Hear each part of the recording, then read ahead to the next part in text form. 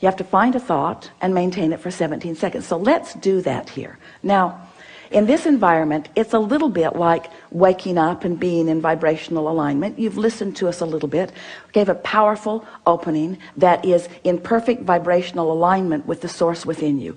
You resonated with the source within you. It's why you lighted up for us. It's why we thought it was a good idea to bring you here fast, because you were tuned in, because we distracted you till you got your paper out. We distracted I'll throw it away. We distracted you from the vibrational frequency. So this is a good environment for you to practice the vibration of what you're looking for. So it's like you've just awakened, and let's pretend, it's not such a pretending, let's acknowledge, let's assume that you've just awakened, you are in that high-flying place because there's been a suspension of momentum while you sleep, and now it's your intention to maintain that vibration alignment. Do you think the best idea is to take the issue that matters more to you than everything else put together and contemplate that now?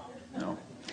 Because if you do, it's sure, isn't it, that you're going to lose your connection. So what we want to convey to you, what we want you to all hear from us, if we can convince you that the connection is what matters and solving that problem isn't, if you can hear that, because if you can sustain the connection for a little while, the problem will evaporate, because in the absence of the vibration of it within you, it can't continue to be your experience. So have we convinced you that what matters is the alignment? That's what matters is the alignment. What matters is the alignment. What matters is the alignment, and the subject doesn't matter. Now that's hard for you to hear, isn't it? Because you've been working hard. You told us you've been working hard. You've been trying hard. You try hard to get from where you are to where you want to be, and we want you to understand. And we know it must just be so irritating to hear this. You've been wasting your time. Can't get there from there. The harder you try, the more you practice the vibration of resistance. And then the louder you ask, but the more you've practiced the vibration of resistance. So you just have to let the things that you want that haven't been coming go for a while. Just let them go. Stop using what you want that you don't have as your excuse to not feel good. In order to sort of drive this point home in a way that you can really hear it, we've begun speaking about your point of attraction. Your point of attraction, do you sort of understand that? If you are the creator of your own reality, and if law of attraction is responding to your vibration, then doesn't it make sense that you're standing with a habit of thought, with a pattern of vibration that is being responded to, your point of attraction? So if you're fearful all the time, your point of attraction is very far from what you really want. If you're ornery all the time, or a lot of the time, your point of attraction is different from what you want. Your emotions are your indicator of what you're doing vibrationally. Have you been listening to us long enough to sort of understand what we mean by that? You were source energy before you came into this physical body, and a part of you came into this body. A part of you came into this body, but the larger part of you is still non-physically focused. Just deal with that. Humans want to call that your soul, or God force. We want to call it that non-physical eternal part of you that you have sprung forth from, but that you're still intricately tied with. It's your vibrational nature. It's your true vibrational nature. So that part of you adores you. When you're mad at you, you cause a vibrational difference. That part of you loves others. When you find someone who is despicable, Esther loves that word, despicable, you cause a vibrational variance. So when you separate yourself from you by the logical thing that you've chosen, that's a vibrational variance. But if you practice it long enough, then you end up in this sort of habit of vibration. So we've been wanting to demonstrate that your point of attraction is like a sort of swirling state of being. It's a vibrational disc, sort of like the seven dwarves. There was Henri, well, they called him grumpy, but same difference, and happy. There was dysfunctional and passive aggressive. So Esther's up to about 200 dwarfs now. She's having such fun. She recognizes them around in herself and others. So there are these habits of thought, these vibrational habits of thought that represent this sort of vibrational place where you hang out. And so if you've been hanging around in hopeful but not believing, then that's what the universe leads you to. If you're hanging around in despair or discouragement, then that's what the universe leads you to. Let's define what we mean by that's what the universe leads you to. It's a better way of saying that. That's what you find in the universe. That's what you find. That's what your point of attraction yields to you. So we want you to realize that if you will just choose the disc, if you choose the subject chooses the disc. Think about that. I'm going to think about money. Despair. Not really. It could be optimism, or it could be fantastic journey. You know where you're at relative to that. When you think about wanting a relationship that you've never known, but that you sense is there, that you really want, and you feel lonely or the absence of it, loneliness is in a very different place than joy. So we're saying this to you more clearly than we've ever said it before.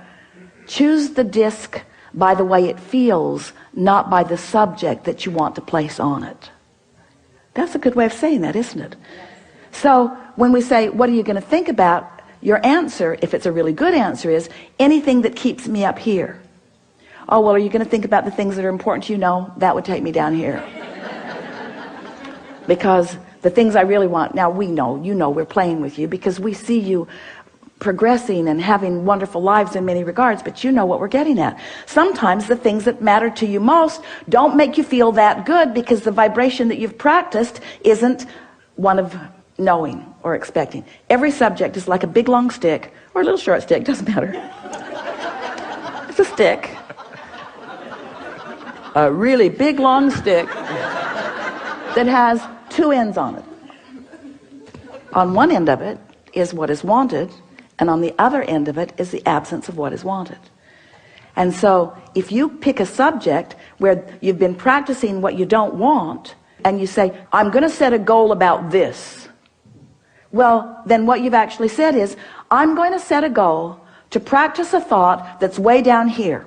And I'm going to practice it, and I'm going to try, and I'm going to struggle, and I'm going to proclaim my goodness, and I'm going to keep score of where I am, sort of like the things that you were telling us, only we're exaggerating it dramatically. And life's just going to keep giving you the same thing. So you pick your disc by how you want to feel. This morning, Esther was in her sleeping room, and she could hear some children and parents moving through the hallway with great volume. And her first thought was, they should be quiet, people might be sleeping. And her next thought was, they're really having a good time. Now, which of those thoughts do you think was the best thought for Esther to think? They're really having a good time. Then Dad started singing. It was awful. The worst voice ever. But he was so joyful in his singing. And Esther thought, that's really a beautiful thing. I hope no one ever tells him how bad he is at this. So she had the potential of going all over the place, but because she's been practicing that, it's like that's where the thoughts now must be. The thought could start out down here because bad singing is bad singing. In other words, you just know the difference, don't you? So her thought started out here, but because she was here, her thought just had to join her up here. She just couldn't stay down there. Not that long ago, her vibration would have joined her down there. Now, her thought is joining her vibration. Can you feel the difference? That's step 4. I've sustained my vibration long enough that everything in my universe has to join me where I am, or it's going to bounce right off of me. If it's going to join me, it's going to be where I am. I now have creative control of my environment. That's step 4. So let's just start really generally. So you've just awakened. You've heard everything that we've said. We know that you're internalizing it. The audience is with you. So what do you want to say now that you've awakened? This bed is really comfortable. You are brilliant. You are brilliant. The bed is comfortable. What else you want to say?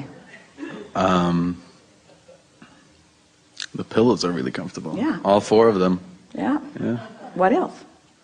I feel great. I feel happy. I feel in tune with my body. Yeah.